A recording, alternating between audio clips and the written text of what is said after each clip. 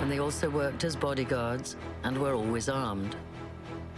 30 years later, in 1960, Sobolevicus was arrested in the United States for spying, carrying papers that identified him as Jack Sobel. He told FBI agents during interrogation that he had been in the employment of the GPU, reporting on the activities of the Buyukada household directly to Stalin. Jacob Blumkin had been recruited by Trotsky into the Communist Party. He was an officer of the GPU. He asked for a meeting with Trotsky, which was arranged by Trotsky's son, Leon Sedov, who said that he'd met Blumkin in the street by chance. Jacob Blumkin offered to smuggle Trotsky's writings into the Soviet Union using Turkish fishermen.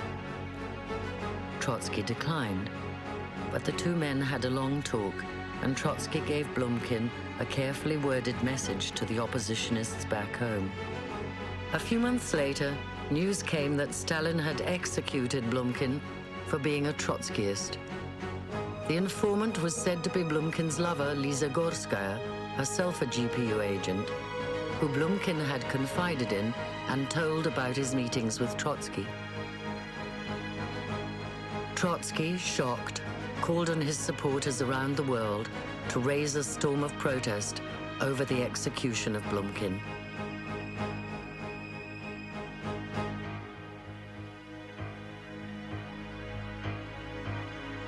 The circle around Trotsky became wider with every passing day and week. They came from all over Europe, and they spent most of their time in Trotsky's study. Some were no strangers to the Turkish police.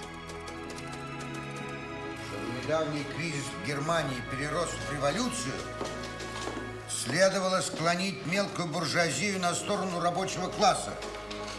Этого не произошло. Произошло обратное.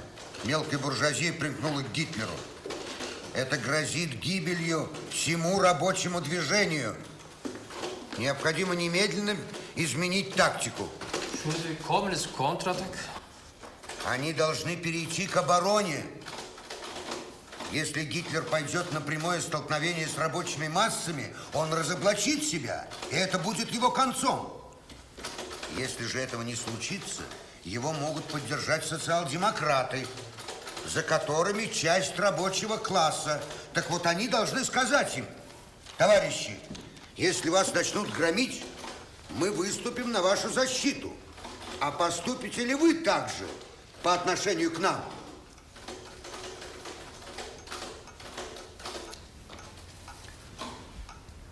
Необходимо обратиться к миллионам рабочих Европы. Ваше будущее в ваших руках. Если фашизм придет к власти, нацисты танками раздавят пролетариат Европы. Только консолидация всего рабочего класса, только единый фронт может остановить фашизм. Времени не осталось. Нельзя терять ни минуты.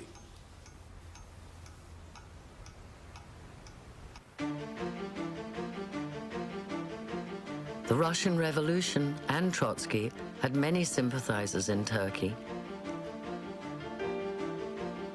Although early during the War of Independence, Mustafa Kemal, reflecting on the revolution, wrote, "Our friendship with Russia continues.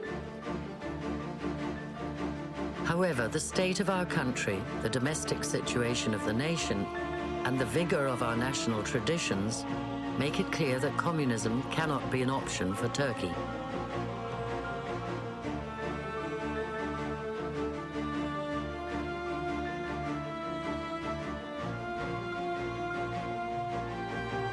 Trotsky continued to search for a visa.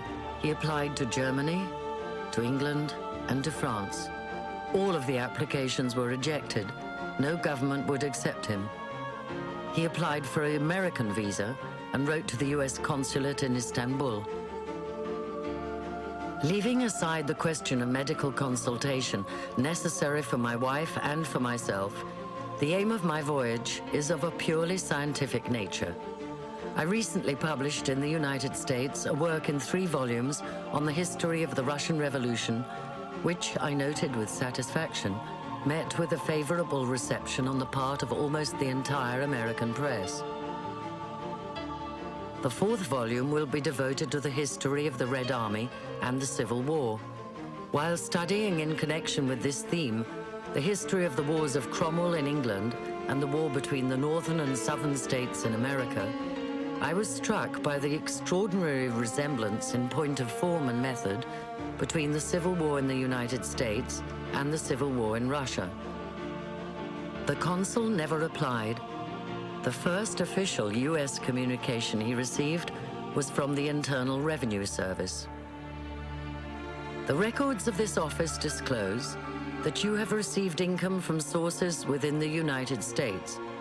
It is requested that you advise whether you filed returns with any collector of internal revenue in the United States for the year 1932.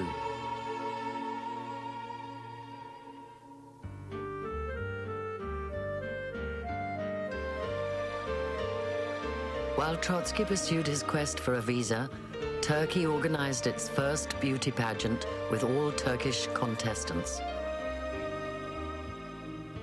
Hundreds of young women applied. Trotsky and other problems were forgotten for a few months as the secluded, veiled women of a decade earlier appeared before the world clad in bathing suits. Feriha Tevfik became the first Miss Turkey. Her successor 2 years later, Keriman Halis, was crowned the most beautiful woman in the world.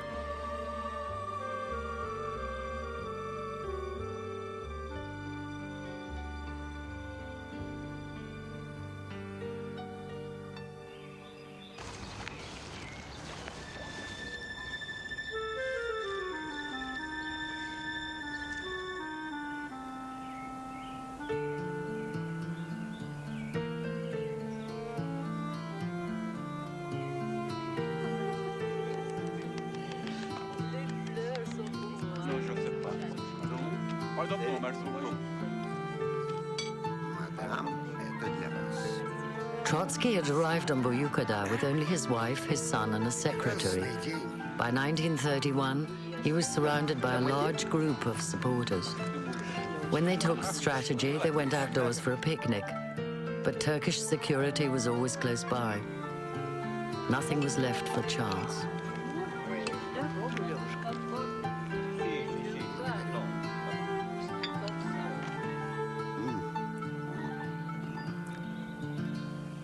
Among them were the French banker Raymond Molinier and his young and attractive wife, Jeanne. Raymond had plans to transform Trotskyism into a major movement backed by mass circulation newspapers that would have wide appeal. Каждый, кто принадлежит к левой оппозиции, должен взять на себя ежедневную работу по воспитанию группы молодых рабочих и подростков 14-15 лет. Сейчас это главное. От этого зависит судьба революции. В подготовке мировой революции необходимо в разных странах подбирать полезных для дела людей. Я постараюсь взять на себя эту работу. Но их задача не в том, чтобы подготовить вождей. Их задача в том, чтобы воспитать новое поколение революционеров. Руководить работой оппозиционным движением из Турции малоэффективно. Вас необходимо в любом случае переправить во Францию. Я месяцами жду разрешения на выезд в одну из стран, куда я подавал прошение. Но им так же, как мне хорошо известно, что здесь мои возможности крайне ограничены. Именно поэтому они не дают мне визу. Вся надежда на вас. Обратитесь к каждому, кто может помочь. У Турции с Москвой отношения хорошие. До сих пор турецкое правительство не чинило мне никаких препятствий. Но что будет в дальнейшем, я не знаю.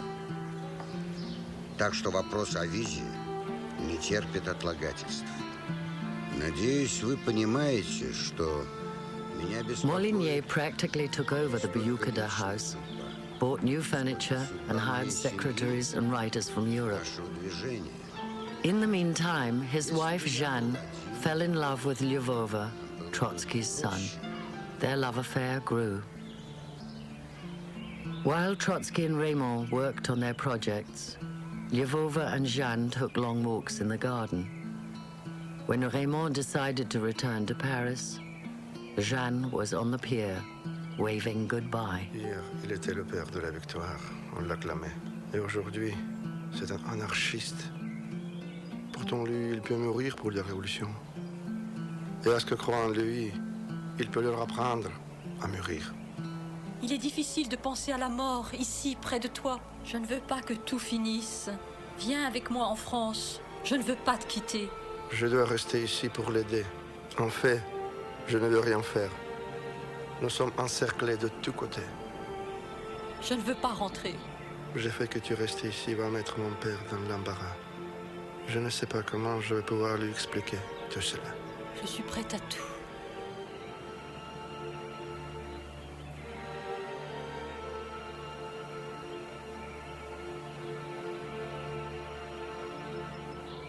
Вся надежда на вас.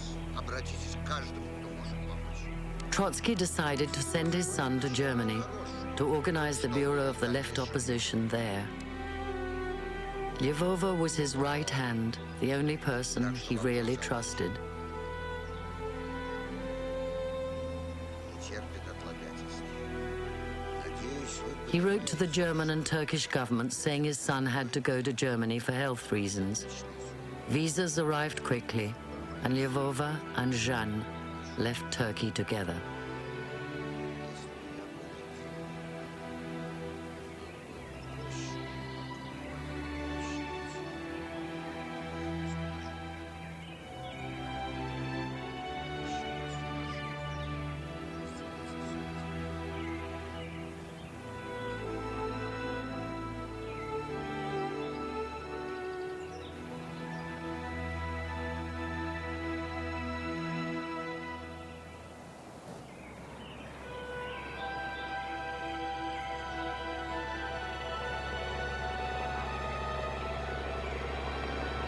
After Lyubova left Buyukada, Trotsky's daughter, Zina, arrived.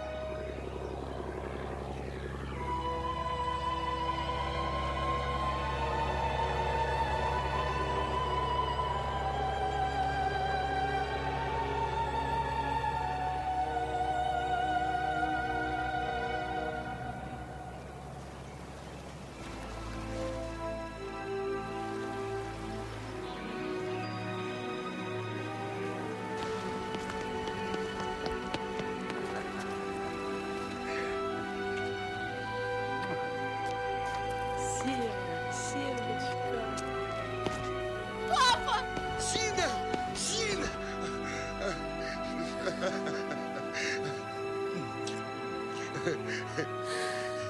Ты смотришь на меня, как в 17-м, когда я в Петрограде держал речь. Ты нисколько не изменилась. Я очень рад.